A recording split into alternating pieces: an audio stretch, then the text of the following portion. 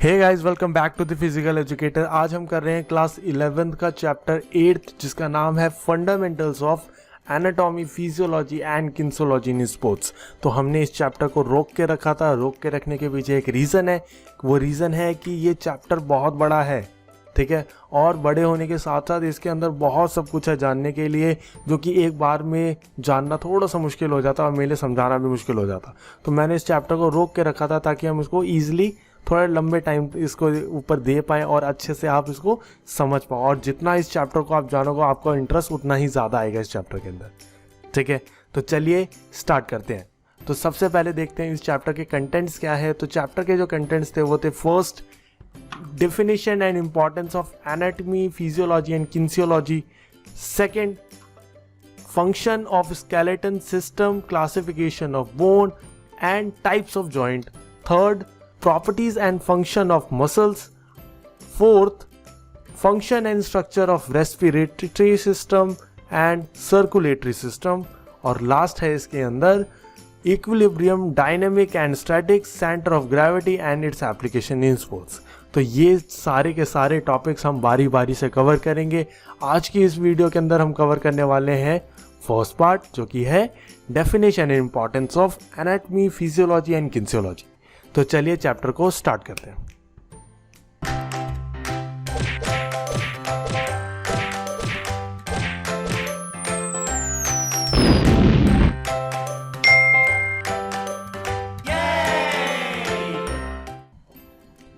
तो चलिए chapter start करते हैं और देखते हैं सबसे पहला टॉपिक जिसका नाम है definition and importance of anatomy, physiology and kinesiology. तो बारी बारी से हम समझेंगे एनाटॉमी का मतलब क्या है, फिजियोलॉजी का मतलब क्या है, किन्सियोलॉजी का मतलब क्या है। तो सबसे पहले हम इसके अंदर बात करें एनाटॉमी का। तो मीनिंग ऑफ एनाटॉमी यानी एनाटॉमी का मतलब क्या है, अगर उसको मतलब समझना है तो क्या, anatomy is the study of structure, shape, size, weight and location of all the organs of a human body. ठीक है, मैंने बोला एक ह्यूमन बॉडी, उसकी शेप कैसी है, उसका स्ट्रक्चर कैसा है कि भाई 2 हाथ है, 2 पैर है, एक गर्दन होती है, फिर सर होता है, ठीक है। उसके साथ साथ मैंने बोला इसका बोन स्ट्रक्चर कैसा है, इसका वेट कितना है, क्या अप्रोप्रिएट वेट होना चाहिए, क्या अप्रोप्रिएट साइज होना चाहिए, इसके ऑर्गन्स कहाँ कहाँ पे लोकेटेड है, ठीक है, कौन सा ऑर्गन कहाँ पे प्लेसमेंट हो रखी है किसकी। तो ये जब हम सारी चीज़ों के बारे में जब हम स्टडी करेंगे तो इन सारी चीज़ों की स्टडी को बोला जाता है एनाटॉमी, ठीक है। चलिए देखते हैं एनाटॉमी की डेफिनेशन क्या है। एनाटॉमी की डेफिनेशन है, anatomy is a branch of biology that deals with the study of body structure. ये बात करेगा हमारे बॉडी स्ट्रक्चर की, of organism which includes organs and tissues, यानी हमारे बॉडी का स्ट्रक्चर, और ये सारे पूरे बॉडी के स्ट्रक्चर के बारे में बात करेगा, एक एक ऑर्गन की, एक एक टिश्यू की, ठीक है। टिश्यू फॉर्म करती है जोड़ जोड़ के हमारे मसल्स को, ठीक है, हमारे ऑर्गन्स को। तो हम सारी डिटेलली पढ़ने वाले हैं किसके अंदर, एनाटॉमी के अंदर, ठीक है। तो बोन स्ट्रक्चर से लेके सारा जितना भी हम फिजिकल जितना भी स्ट्रक्चर है एक ऑर्गेनिज्म का, वो सारा का सारी स्टडी होता है किसके अंदर, एनाटॉमी के अंदर, ठीक है। चलिए आगे बढ़ते हैं और देखते हैं क्या सेकंड इसका, जिसका नाम था meaning and definition of physiology. अब हम सेकंड वर्ड पे आ गए जिसका नाम है फिजियोलॉजी, ठीक है। फिजियोलॉजी का मतलब क्या है, physiology is a branch of biology that deals with function and activities. क्या, that deal with function and activities. Function और एक्टिविटीज किसकी, लिविंग ऑर्गेनिज्म और उनके पार्ट्स की, ठीक है, which includes all the physical and chemical processes. इस बात को अच्छे से समझो कि भाई एनाटॉमी के अंदर जो हमने पढ़ा कि बॉडी का स्ट्रक्चर कैसा है, फिजियोलॉजी के अंदर हम पढ़ते हैं ये जो बॉडी का स्ट्रक्चर है काम कैसे करता है भाई, ठीक है। एक एक ऑर्गन्स के हमने प्लेसमेंट तो देख ली, यहाँ पे ये ऑर्गन है, वहाँ पे ये ऑर्गन है। मैंने बोला देखो हाँ, हमारे ईसोफेगस जो है वो जुड़ता है हमारे जाके स्टमक पे, स्टमक से जाके फिर इंटेस्टाइन्स जो कि लार्ज इंटेस्टाइन, स्मॉल इंटेस्टाइन, फिर जाके आगे। तो ये मैंने डाइजेस्टिव ट्रैक्ट सा बता दिया। अब मैंने बोला इसका फंक्शन क्या है, ये तो चलो ठीक है, ऐसे प्लेसमेंट तो हो रखी है, लेकिन काम क्या है इसका। तो उसके काम को समझना, उसके बारे में जानना, वो सारा कुछ पार्ट है किसका, फिजियोलॉजी का, ठीक है। केवल और केवल फंक्शनिंग ही नहीं, ठीक है, उनकी एक्टिविटीज़ कैसे होती है। जैसे मैंने बोला कई बार मल्टीपल फंक्शनिंग के थ्रू जाके एक्टिविटी होती है, मेरे हाथ ने वर्क किया, मेरे पैर ने वर्क किया, मेरे बॉडी का बैलेंस बना, तब जाके मेरी कोई मूवमेंट होगी, मैं चल पाऊंगा। समझ रहे हो बात को? ठीक है, फंक्शनिंग के अंदर बहुत एक एक बॉडी के अंदर जो भी फंक्शन हो रहा है उन सब की स्टडी, साथ साथ ह्यूमन एक्टिविटीज़ की भी स्टडी। ठीक है, तो ये एक्टिविटी की जब हम स्टडी करते हैं कि कौन सी एक्टिविटी कैसे हो रही है हमारे बॉडी के अंदर, ठीक है, कैसा फंक्शन कौन सा हो रहा है, तो वो सारा कुछ आता है फिजियोलॉजी के अंदर।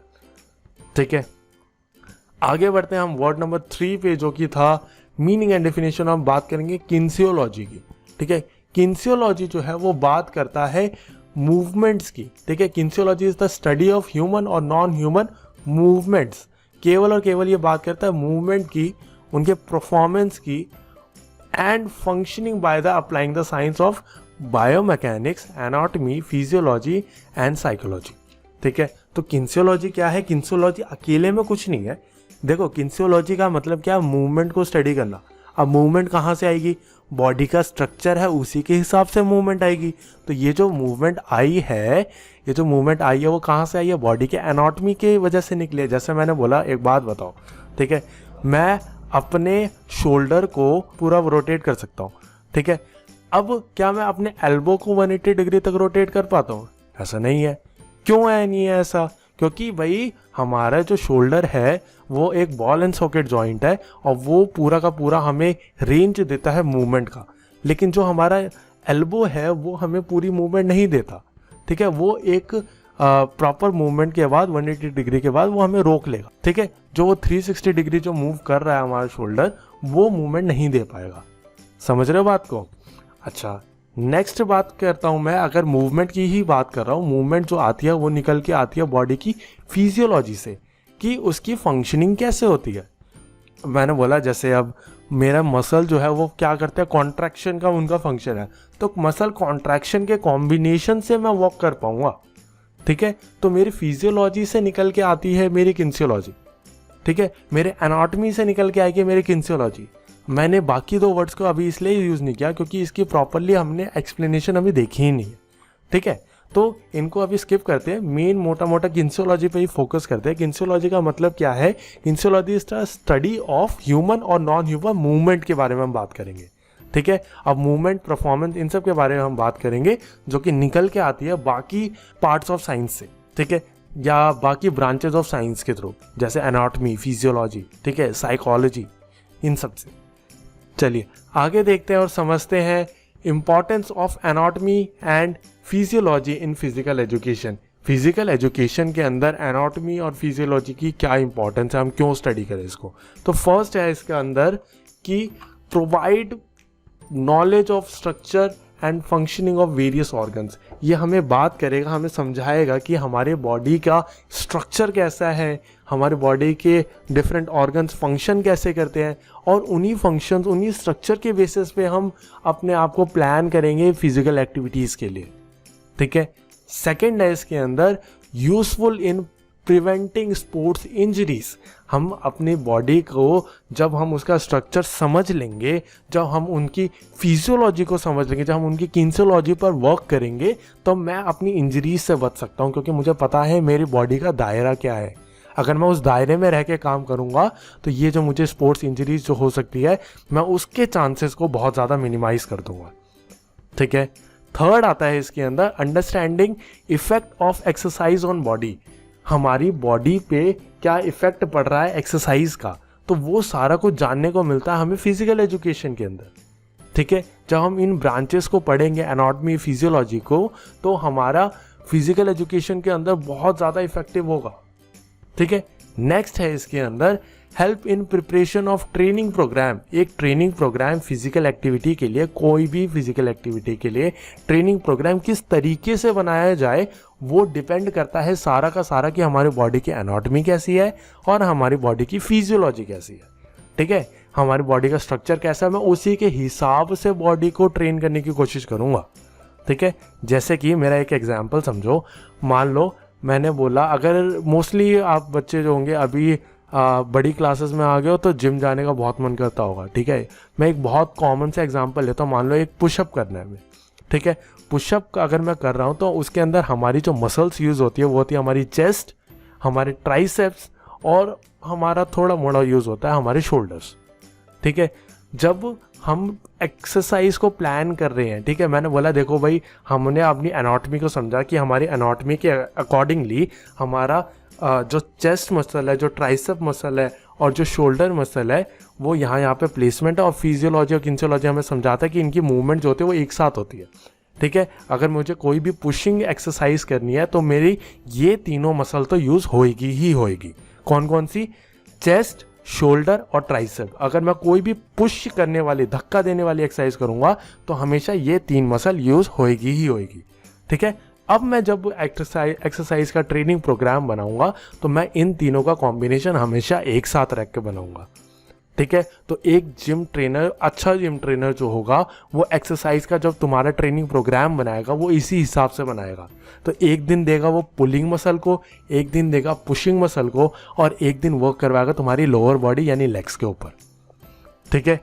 आगे देखते हैं इसका नेक्स्ट पार्ट, जो कि है useful in developing physical fitness administration, ठीक है। हमारी बॉडी का फिजिकल फिटनेस को एडमिनिस्ट्रेट करना कि वो ठीक लेवल पे काम कर रही है कि नहीं कर रही, उसके लिए हमें स्टैंडर्ड्स पता होना चाहिए। स्टैंडर्ड्स कौन डिफाइन करेगा?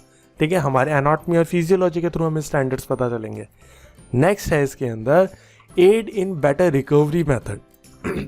जब हम अपनी बॉडी को अच्छी तरह से प्रॉपरली जान सकते हैं, जान चुके हैं, तो मैं उस पर अच्छी तरीके से वर्क कर पाऊंगा, जिसकी वजह से मेरा रिकवरी मेथड जो है वो बहुत ज़्यादा इंप्रूव हो जाएगा, ठीक है। मुझे पता है मेरी मसल अगर फटीग होती है या मैंने बहुत ज़्यादा एक्सरसाइज करी है तो मेरा लैक्टेट मेरी मसल्स के अंदर जमा हो सकता है, तो मुझे उस लैक्टेट को निकालने में काम करना है ताकि मेरी रिकवरी जो है वो और अच्छी हो पाए, ठीक है।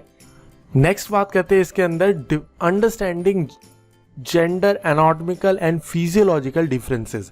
मैं अगर एक बात सीधी से बताऊं, क्या एक मेल बॉडी जो है एक फीमेल बॉडी से कई पैमाने पे अलग अलग है। वो एनाटॉमिकल यानी मैं बोलूँ हमारे बॉडी का स्ट्रक्चर जो है वो भी डिफरेंट है, ठीक है, और उनकी बॉडी के अंदर जो चेंजेस जो हो रहे हैं वो भी डिफरेंट है, ठीक है। अब एनाटॉमिकल डिफरेंसेस कैसे हैं?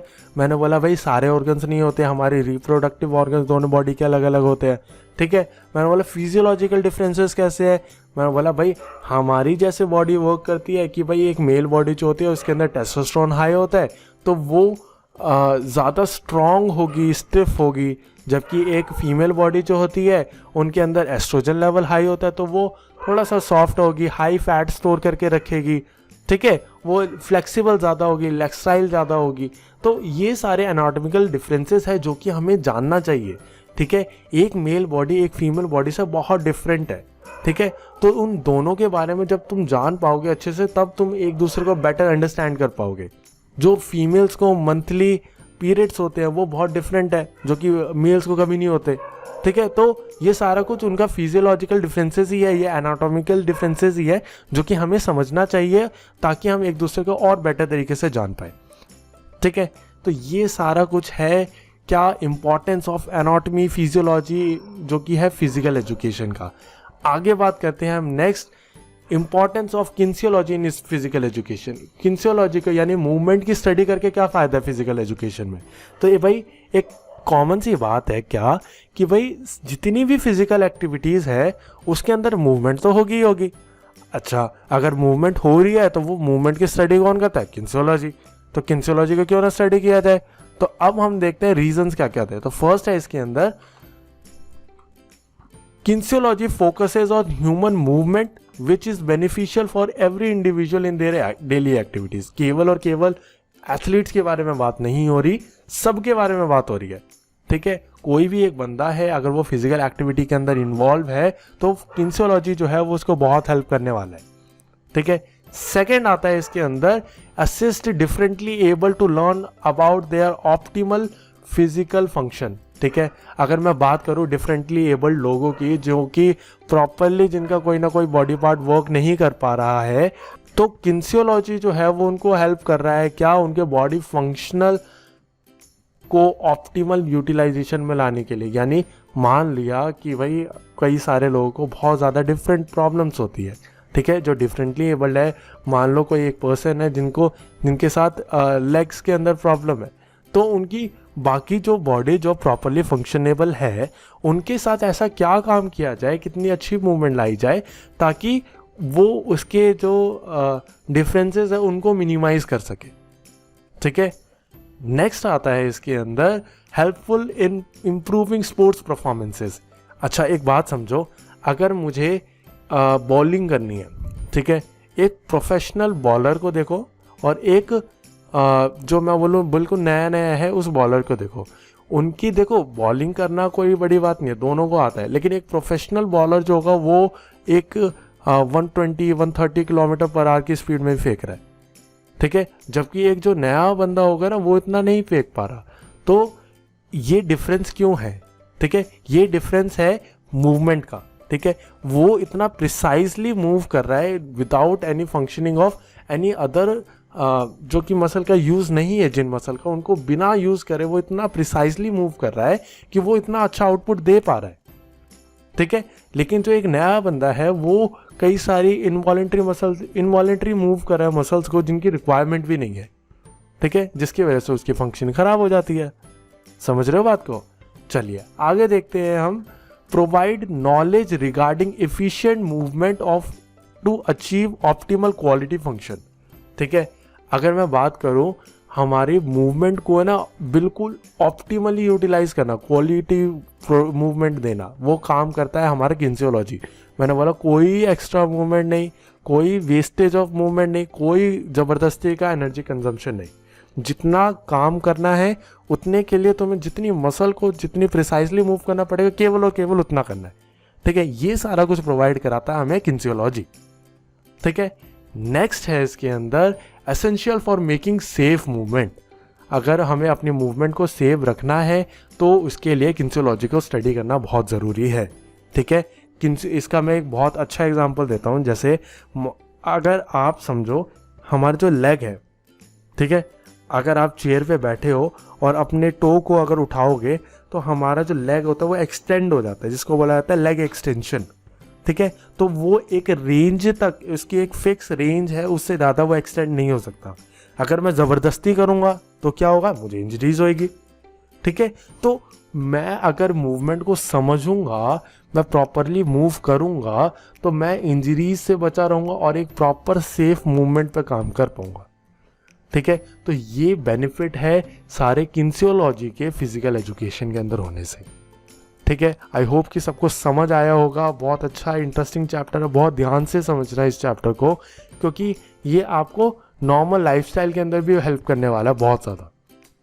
So that's it for today. Question है मेरा एक आप सभी से, वो है क्या, how kinesiology help in improving sports performances, कि स्पोर्ट्स परफॉर्मेंस को इम्प्रूव करने के अंदर किनेसियोलॉजी कैसे हेल्प कर सकता है, ये मुझे आप कमेंट सेक्शन के अंदर बताइए। Okay, so thank you so much, that's it for today. Next video जो होगा वो होगा इसका part 2। So subscribe to the channel. Thank you so much.